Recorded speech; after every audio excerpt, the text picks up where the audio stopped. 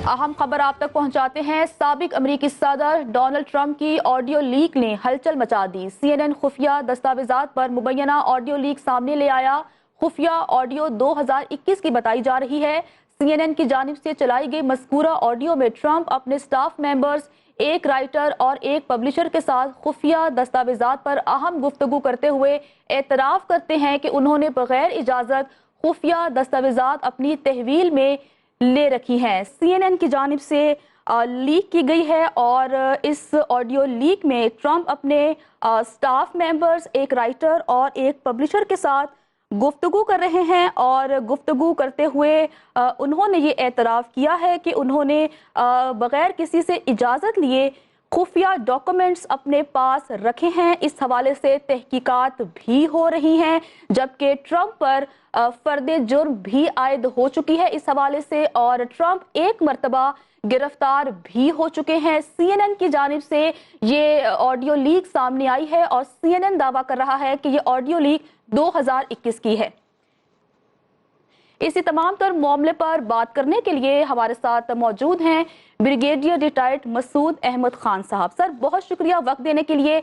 Sir, America के साबिक सदर डोनाल्ड ट्रंप के हवाले से एक ऑडियो लीक सामने आई है, इस पर क्या तबसरा करेंगे आप? जी हाँ, ये एक किस्म की अनप्रेसिडेंटेड किस्म की वीडियो आई है जिसमें वो कन्फेस कर रहे हैं। और ये देखें, जब वो ही वाज नॉट प्रेसिडेंट, जुलाई 2021 की है जी। और इसमें वो बात कर रहे हैं अपने स्टाफ के साथ, एक कोई राइटर था और पब्लिशर के साथ, एंड ही डिस्क्लोजिंग ये टॉप सीक्रेट इंफॉर्मेशन है देखा जाए तो, कि जी अमेरिका पेंटागन के प्लान थे टू अटैक ईरान। तो इसके सीरियस कॉन्सिक्वेंसेस होंगे। और इसमें बात यह है कि दे नेवर एक्सपेक्टेड कि ये इस तरह की चीज़ ट्रम्प जो है, ट्रम्प पे पहले एलिगेशंस लगे हुए थे कि वो he is in position of some classified documents, but he denied. और फॉक्स न्यूज़ के एक इंटरव्यू में ही सेड कि जी मेरे पास कोई नहीं, मेरे पास आम रूटीन की चीज़ें हैं। लेकिन अब ये चीज़ एस्टेब्लिश हुई हैं तो इसके serious consequences with in American politics में होंगी। लेकिन जो रीजन में यहाँ स्पेशली जब प्लान्स बने हुए टू अटैक ईरान, उसके भी सीरियस इम्प्लीकेशन होंगी। ईरान भी सोचेगा, रीजन वाले भी सोचेंगे इसके क्या इम्प्लीकेशंस होते हैं और सीरियस इसके असरात रीजन पे हो सकते हैं। अच्छा, मसूद साहब, अगर हम इस तमाम तो सूरत हाल को पाकिस्तान के साथ रिलेट करें तो यहाँ पर तो बात होती है कि अगर किसी भी ऑफिशियल की अगर ऑडियो लीक हो जाए तो उस पर केस बनता है और कानूनी कार्रवाई होनी चाहिए, और अमेरिका के जैसे मुल्क में तो सजाएं दी जाती हैं। लेकिन अब साबिक सदर की इस तरह से ऑडियो लीक हो जाना, आपको लगता है कि साबिक सदर डोनाल्ड ट्रंप इस पर कोई कानूनी कार्रवाई करेंगे और ये वाकई में वहाँ पर एक गैर कानूनी अमल है किसी की भी ऑडियो को लीक करना?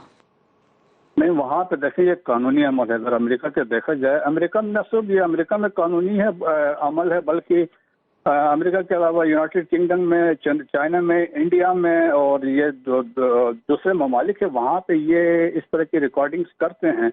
और ख़ास तौर पर अमेरिका में जो लॉ बना था, और स्पेशली इनका जो आफ्टर 9/11 के बाद जो लॉ बना था, जिसको ये कहते हैं पैट्रियट लॉ है, उसमें उनको एथोराइज किया गया है FBI को और नेशनल सिक्योरिटी एजेंसी को, दे कैन टेप और they can record the communication in and out with in America, और उस आउट वे वो कर सकते हैं in the interest of national security.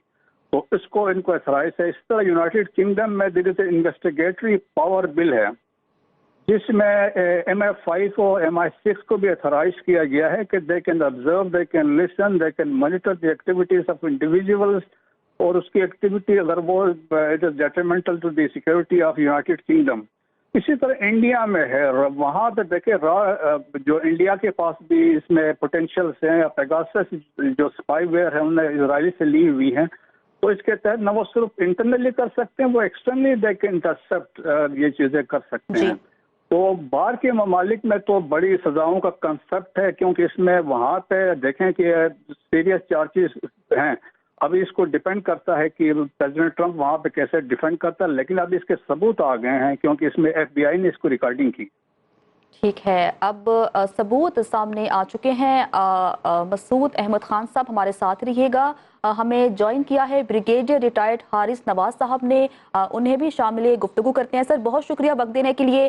سر، سابق امریکی صدر ڈونلڈ ٹرمپ کے حوالے سے ایک آڈیو لیک سامنے آئی ہے، اور اس آڈیو لیک میں وہ اعتراف کر رہے ہیں کہ انہوں نے بغیر اجازت خفیہ ڈاکومنٹس اپنے پاس رکھے ہیں۔ آپ ٹرمپ کا کیا مستقبل دیکھ رہے ہیں اس کے بعد؟ دیکھیں، Trump is in difficult soup. آپ نے دیکھا ہوگا کہ ان پہ اور زیادہ 37 چارجز اور بھی لگنے والے ہیں۔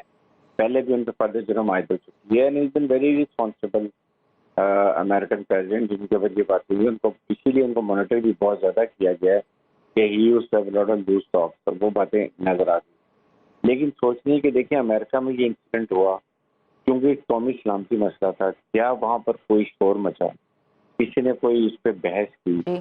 They all understand کہ there is no compromise on national security، ذاتی جو آپ کی رازداری کے اوپر۔